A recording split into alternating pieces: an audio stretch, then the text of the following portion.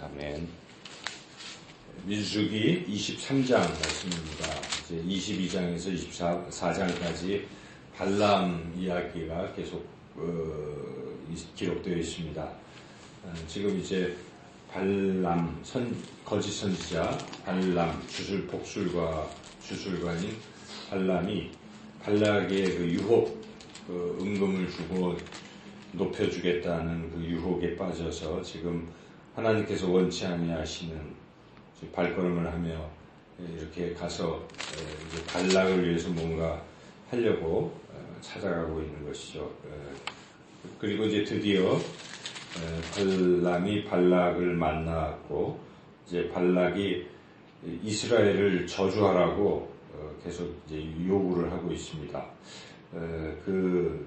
그런데 두 번에 걸쳐서 요구를 했지만, 세 번에 걸쳐서 요구를 했고, 두 번에 걸쳐서 발람이 이제 그 저주를 한 것이 아니라, 한 내용을 보면, 오히려 축복하는 이제 그런 말을 자꾸 하게 되는 것. 그래서, 발락이 이제 중간에는 아예 얘기도 하지 마라. 이런 얘기를 했다가, 세 번째는 다시 한번 얘기해달라 하는 장면까지 오늘 기록되어 있습니다. 여기 보면은 첫 번째로 이제 발락이 발람을 이스라엘 백성이 잘 보이는 곳으로 데려갔습니다. 그래서 그 22장 끝절에 41절에 보면 발람을 지금 바알의 산당에 오르고 거기서 이스라엘 백성이 진 끝까지 보니라. 그러니까 처음부터 끝까지 다 이렇게 본 거죠. 그렇게 잘 보이는 곳에 가서 야 쟤들을 저주해라. 그렇게 이제 부탁을 하고 있는 것이고, 근데 이제 그 제사를 또 드렸어요. 그래서 여기에 보면은 어디서 드렸냐면 바알의 산당에서 드렸기 때문에 이것은 지금 하나님을 위한 제사가 아니죠. 이것은 바알을 위한 것이요 곧 또한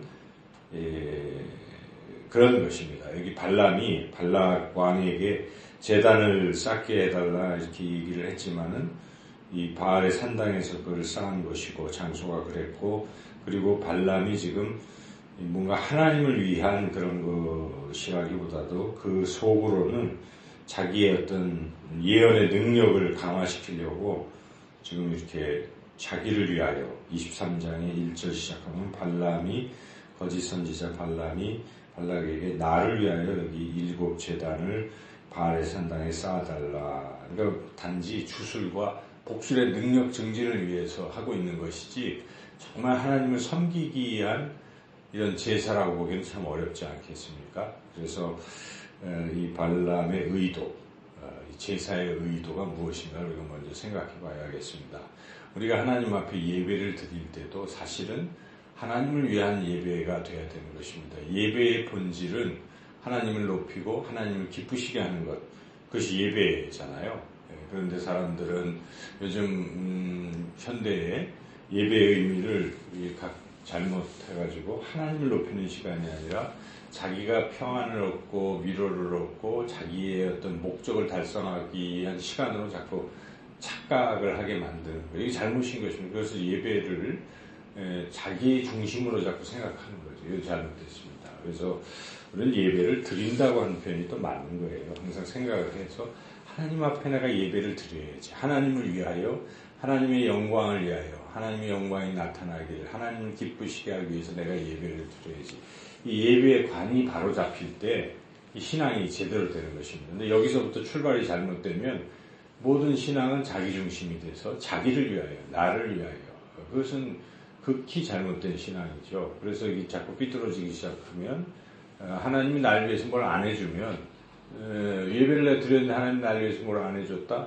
그러면 도리어 하나님을 원망하거나 그런 이게 상당히 잘못된 생각이죠. 그래서 우리는 이미 죄인된 우리를 하나님이 사랑하셔서 우리를 구원해 주셨습니다. 예수 그리스도를 통해서 믿음을 통해서 구원해 주신 이 놀라운 은혜 선물을 우리는 이미 받았기에 감사한 마음으로 하나님 저 같은 자를 구원해 주셨군요 하고 하나님 앞에 감사의 예배를 항상 드리고 하나님을 높이는 예배를 드리는 그런 마음으로 예배를 드릴 때 하나님 참으로 기뻐하실 것입니다. 오늘 본문에 지금 발람은 이제 그런 의도가 아니었기 때문에 문제가 있다는 것이고, 여하튼 그러나 이제 이 발람의 의도는 발락의 비위를 맞춰서 뭔가 좀 이제 그렇게 하려고 하나님 앞에 그 기도를 할 때도 이 말씀을 저에게 주세요 이렇게 하면서도 뭔가 발락의 비유를 맞추는 답을 얻으려고 그렇게 노력하고 있는 것이죠. 그러나 하나님께서는 그러한 악한 의도와 어떤 이런 것에서도 하나님께서 역사하신다는 것입니다. 그래서 발람은 저주를 하고 싶었지만 하나님께서 그 입술을 딱 떼게 하실 때는 저주 대신 이제 축복을 하게 이렇게 쭉 하는 것이죠. 그래서 지금 발락의 기대와는 정반대로 발람의 예언의 내용은 하나님 이스라엘 백성을 축복하는 것이죠. 그래서 여기에 보니까 그 내용이 특별히 10절 같이 한번 읽어보겠습니다. 야곱의 티끌을 누가 능히 세며 이스라엘 4분의 1을 누가 능히 셀고 나는 의인의 죽음을 죽기 원하며 나의 종말이 그와 같기를 바라노라. 네. 이 예언의 내용이 이스라엘이 지금 엄청나게 창대하게 돼서 4분의 1도 못 센다. 뭐 이런 얘기죠. 지금 쭉 바라봤던 저 이스라엘은 너무나 창대하게 될 것이다. 라는 축복의 예언을 하고 있습니다. 발락이 화가 났습니다. 아니 저주하라고 불렀더니 네가 축복을 하는구나 하면서 이제 다시 한번 해봐라.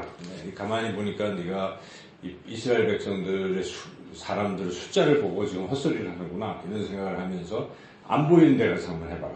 그래가지고 다시 발락이 발람을 데려갔는데 거의 이제 보일 듯 말 듯한 끝자락으로 이제 데려갔습니다.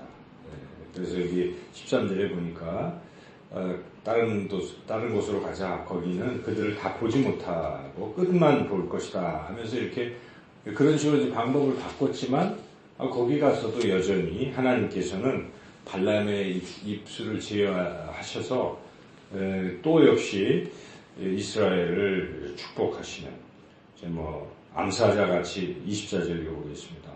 이 백성이 암사자같이 일어나고 수사자같이 일어나서 움킨 것을 먹으며 죽인 피를 마시기 전에는 눕지 아니하리로다 하매. 이스라엘 백성이 아주 강대해서 사자와 같이 상대방을 너희들을 이기게 될 것이다. 이런 뜻이기도 하죠.